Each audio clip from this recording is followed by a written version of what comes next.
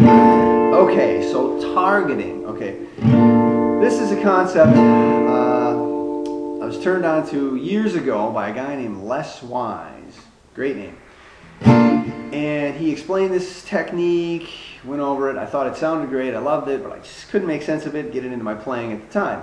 Years later, I came across the book by another guy named Don Mock, who was an old teacher of mine, and bought the book. It was called Target Tones. So I figured, hey, that's that thing, you know. I bought it, so I checked it out. It came with a CD. I was able to make a lot more sense of it, and in the last several years, I've been trying to do more with it and get it into my playing. So the concept is very simple, but when you piece it together with longer, say, phrases, it gets kind of difficult.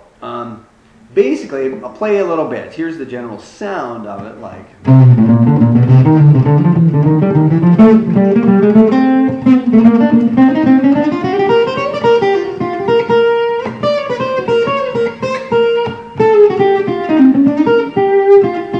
So it's kind of a boppy, jazzy sound. And the concept is simple. Say like, well, here I wrote a sheet of paper here. It'll be on my Facebook page. You can print it out or look at it, check it out. But I'll run through the examples here real quick. Sort of B flat major here. B flat major scale.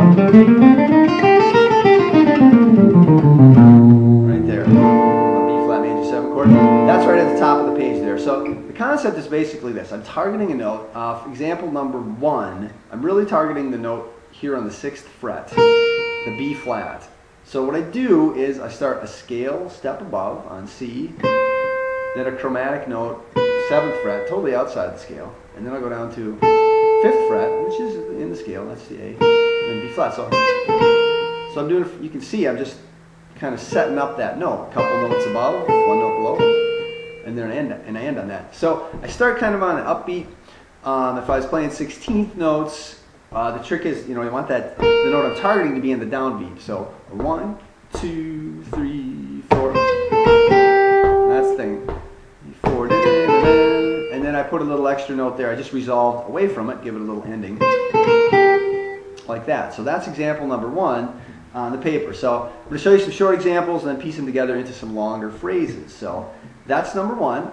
Number 2, I'm targeting the 5th fret, the A note there, and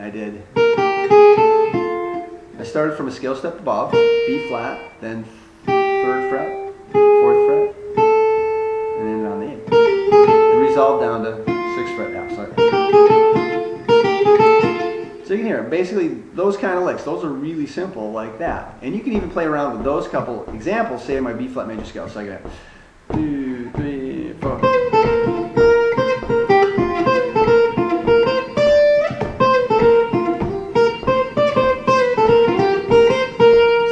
Example number 1 and then noodled around in my B flat major scale a little bit there, and that's the way I found I could get it into my playing by just taking it really slow and simple like that. So we did number 1, number 2, number 3. I am targeting. Well, I have the 5th fret again, but I just resolved up to a different note there. So 6th fret, kind of the same as number 2, but instead of resolving down, I resolve up higher. There, and that's number 3. Number 4 is just a different fingering for number 3. Uses a little bit of the 2nd string notes there. I'm starting off 1st string, 6th fret, B flat, 2nd string, 8 and 9, G and G sharp, A on the 1st string, 5th fret, and up to 8th fret. So that might be a little friendly, more friendly fingering, jumping around like the other example. Then we got example number 5 on the papers. I'm at 10th fret on the D, starting there. 10, 9, 7, my setup notes. Targeting A, the C. Okay, one of my notes on my B flat major scale. Resolving down to 10. Just like the other ones there. So, those are some little quick examples, and again, you can play around with those.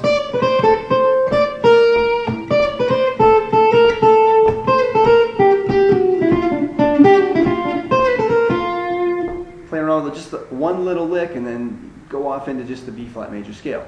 But now it gets a little, you can hear the sound a little more here. I'll do example number 6. I pieced a few of these together right in a row. So I targeted the 5th, 6th, 8th, and then I end back on the 6th fret. So there, right inside my scale. So I set it up.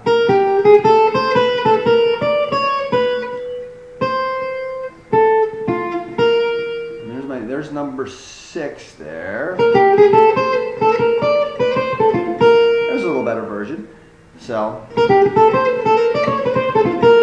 nice jazzy sound there, you know? And I'm using all kinds of notes that are outside the scale, but you hear that nice major 7 chord in there. You know, the resolution at the ending is probably kind of what makes it work. I get away from my targeting, break it up a little bit just for a few notes. So that was example number 6. I pieced a few of the other examples together, the earlier ones, to make a longer phrase. Number 7 is I just added another set of 16th notes in there, about 4 more notes, and extended it a little bit here. And added a little ending to it, and I got a nice little jazzy sounding line there. So that's number 7 there. Number 8, what I did is I took the scale, B flat, C,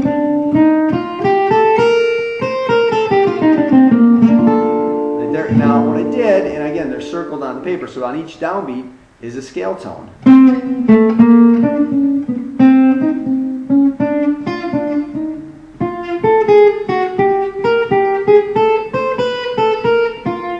There, so a little faster maybe.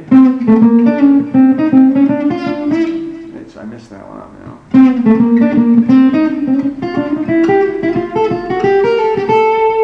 I messed that one up too. Let me take her slower.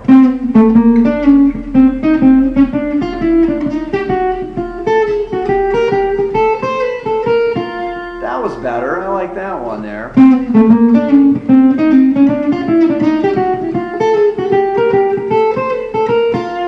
There we go. So that's, I mean, you probably wouldn't want to play something maybe that long for a lick. It's all kind of the same concept. You'd probably maybe break that up.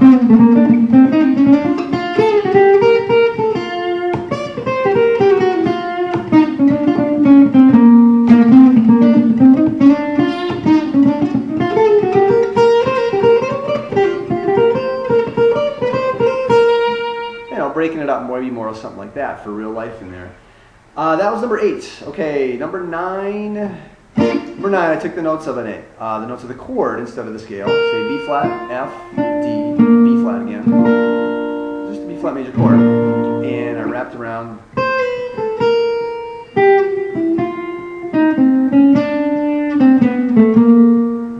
Like that. So I made those notes on the downbeats there. So. And that's number 9, and you hear that B flat chord in there.